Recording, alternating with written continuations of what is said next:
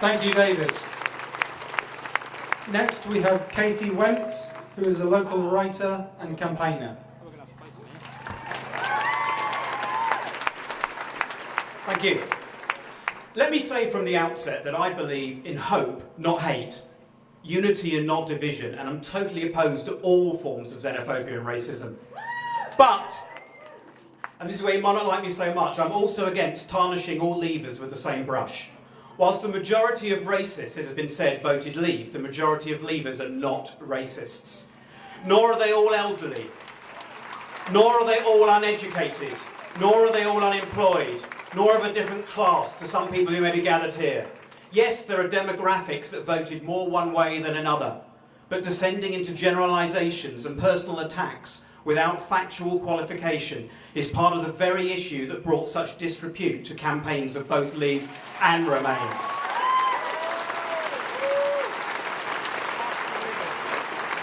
That said, the result of the vote falls on everybody. It falls on all voters, and it falls on media and the politicians and everyone who got us to where we got 2 weeks ago, which is not the end. We can still change that. But there have been a majority of people of colour, folk from different countries and cultures, even legally British but ethnically diverse, people who have been here for years. My partner is Dutch and has been here 17 years but couldn't vote. Some of these people now feel less welcome, less safe, and along with a majority of young people under 35 are now worrying about a more insecure future with fewer educational, scientific, cultural and employment opportunities. At the same time though, we have to accept that a majority of unemployed and low-paid working class people also lacked hope and voted out because of their own fears about the future, exacerbated by unfounded beliefs that immigration was a threat to them personally, or that the alleged benefits of the EU had passed them by and had not been felt or recognised by them. Our failure was in not getting across that message. We need an inclusive internationalism that leaves no communities and no classes behind.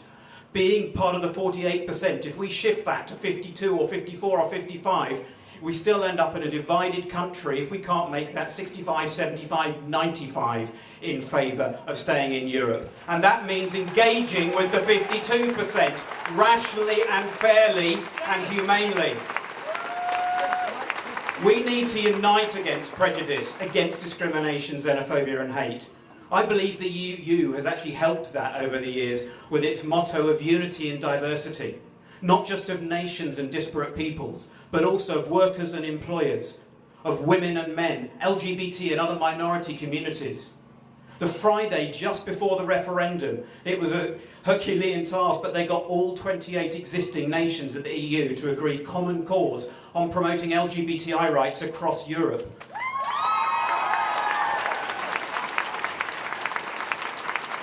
Being part of the EU has helped people like me as a trans person, because the EU actually trumped the UK in various courts, so that laws were actually, yes, imposed upon the UK by Europe, but they were laws to do with human rights that needed imposing on us.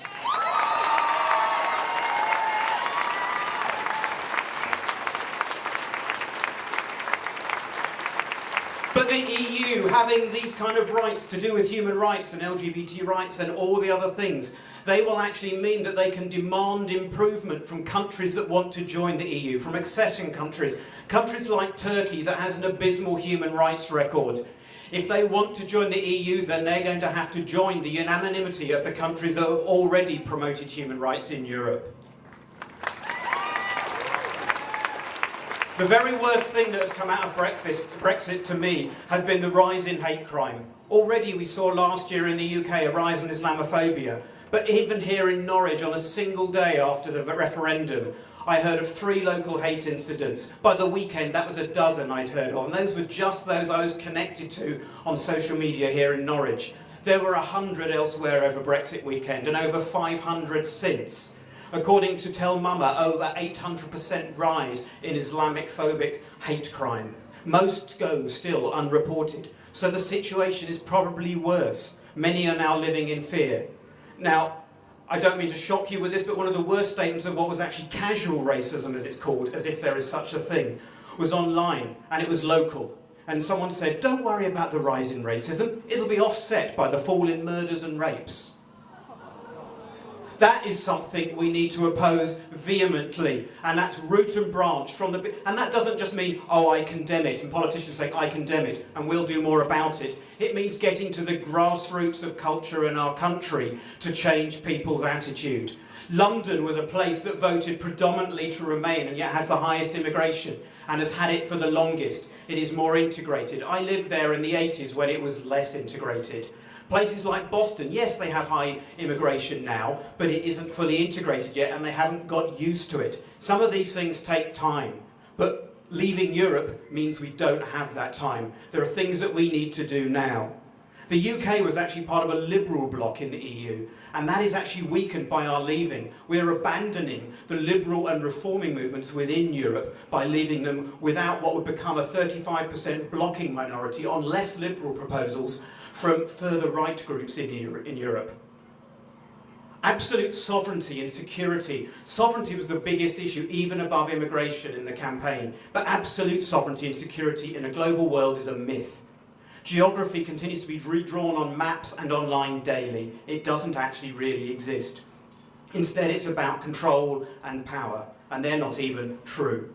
After Brexit, we will have more apparent control, but actually less power, less influence, none at the EU table, and losing a market and community of states twice the size of America and nearly half of our global trade. And even if we leave, we will remain in the European Court of Human Rights, we will remain in the Council of Europe, we remain in NATO, WTO, G7, G20, various international laws, human rights, maritime and environment agreements. This is the 21st century, not the 19th. We cannot pedal backwards.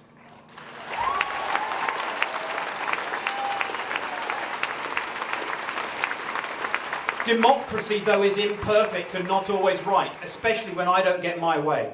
No.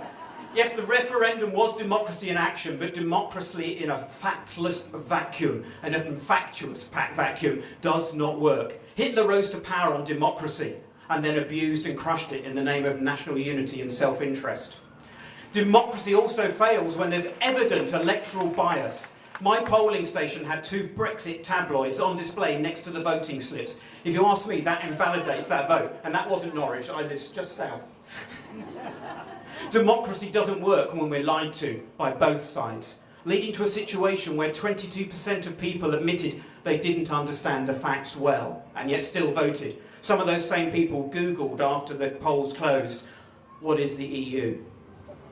47% believe the Leave campaign's openly acknowledged mistake and withdrawn promise, the 350 million a week EU contributions, blatantly false and proven to be so. That was an electoral bribe that was withdrawn immediately. That invalidates their entire campaign.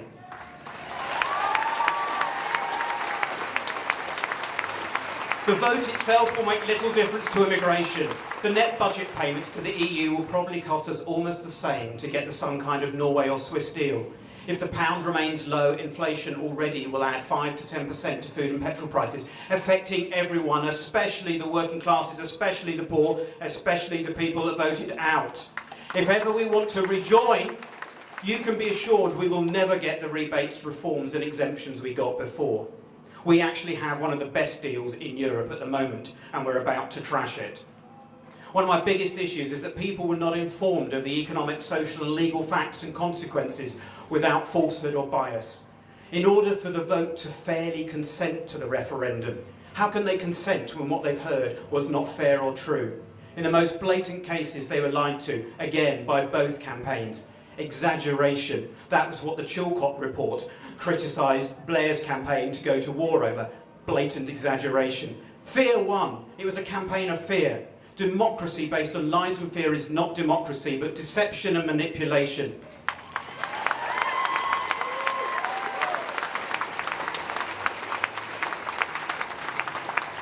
My first degree was in economics and statistics, so I know very well how to lie.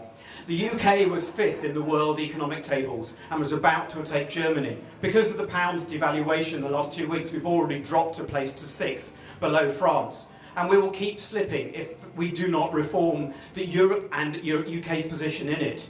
But our rights of representation include the right to protest the results of any electoral or parliamentary decision. That's what democracy is. It doesn't mean just once every 5 years or once every 50 years, which is what the EU referendum was about.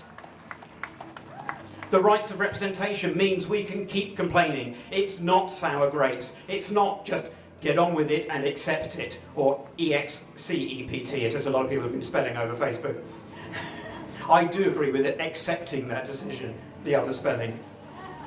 But as millions have done since austerity under the Tories, or even under the war that Tony Blair took us into, people took to the streets and called for general elections, called for referenda, called to bring down governments. That is our democratic right, not to accept the decision and to keep campaigning, but to keep persuading as well, to keep proving that a majority are moving in favour of staying. Agitation to peacefully bring down a government, petition for change, is a very British way of doing revolution in these days. The parties are already stabbing themselves in the back. It's already brought down several party leaders and most of the Brexit pretenders. Farage himself, as you've already heard, admitted that he too would have called for a second referendum. So it's schadenfreude and hypocrisy to not say we shouldn't be calling it for it too. In the 5 days since the referendum, Parliament received over 5,000 petitions, nearly 50 times their normal democratic load. That is a demonstration of democracy. That is a demonstration of people power and a demonstration of political engagement. But it is still not enough. If 80% of young people wanted to stay in and yet 80% didn't vote, there's still a lack of political engagement. That's what we've got to change.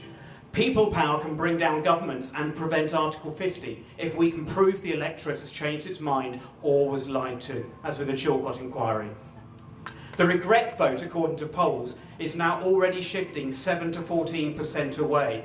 Oddly enough, 3% of Remainers have also shifted to leave. But the point is, the gap has shifted in our favour. Wales is now polling as majority Remain, probably because of the football. It is the But it's the extremes of traditional left-right politics behind Brexit, nationalistic and anti-establishment views, not the centre ground of engagement with Europe. Politics is changing and it is calling for a new politics. The Rainbow Coalition and progressive alliances to defeat an insular nationalism. We need to re-engage with not only politics, but voting and that engagement and education. It was, I think it was one of the Swiss guys who said this week that where we have failed is by abandoning investment in education over the last 2 decades. And with people at Gove at the helm, that is why.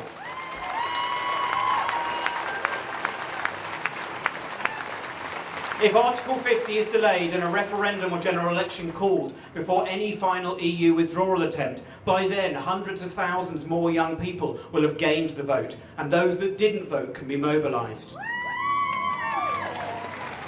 The EU has contributed to 50 years of peace and harmony in Europe. Prosperity has been dented, not because of the EU, but because of the economic crash of 2008, because of the banks, because of bailing them out and not bailing the poor out. Being in Europe, but not being a part of the euro, has actually served British interests very well. It is not a loser's tantrum. It is my democratic right and yours to keep saying that I want to stay in the EU, even in opposition. But significantly, it's my moral responsibility to stand up for those in the UK who don't have electoral rights, no voice. The millions of EU and other immigrant peoples who cannot vote. The people under 18 whose futures we are gambling. The reality of which will not kick in for them until a time when they actually would have had their own say. We are entirely within our rights to keep making those voices heard, as we are today. Thank you.